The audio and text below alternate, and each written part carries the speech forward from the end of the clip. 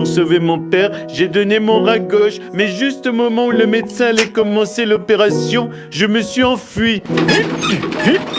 Mon père était allongé sur la table d'opération, attendant la mort, et mes enfants étaient profondément déçus par mon comportement. Je suis monté sur le pont et submergé par la culpabilité, j'ai décidé de vivre en mer, pensant que l'océan pardonnerait toutes mes erreurs. Ensuite, j'ai acheté des vêtements convenables et suis monté sur un bateau prêt à appareiller. Excusez-moi, je cherche du boulot, n'importe quoi. Si vous avez pas de capitaine, je suis preneur. Le capitaine m'a tiré à bord et m'a expliqué que tous les passagers étaient des âmes déchues, une bande de misérables malfaiteurs. Je leur ai raconté mon histoire et tous ont été tellement choqués qu'ils m'ont jeté par-dessus bord.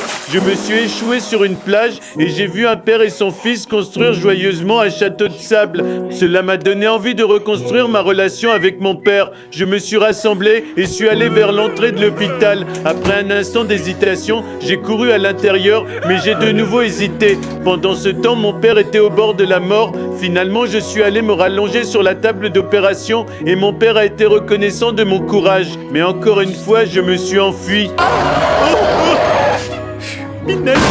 On m'a emmené à l'hôpital pour des soins. Je prévoyais de me rendre sur la tombe de mon père après ma guérison, mais il est soudain apparu à la porte. En réalité, le médecin, tout en soignant ma fracture, avait également transplanté mon rein. Ma femme pense que, même si j'ai un peu raccourci ma propre vie, j'ai au moins prolongé celle d'une autre personne. Oui, c'est vrai, t'as raison. Approchez-vous. Si vous aussi vous êtes fan de la famille Simpson, abonnez-vous à la chaîne et likez cette vidéo. Dites-moi en commentaire si vous voulez une partie 2 et je vous fais ça une fois que c'est fait.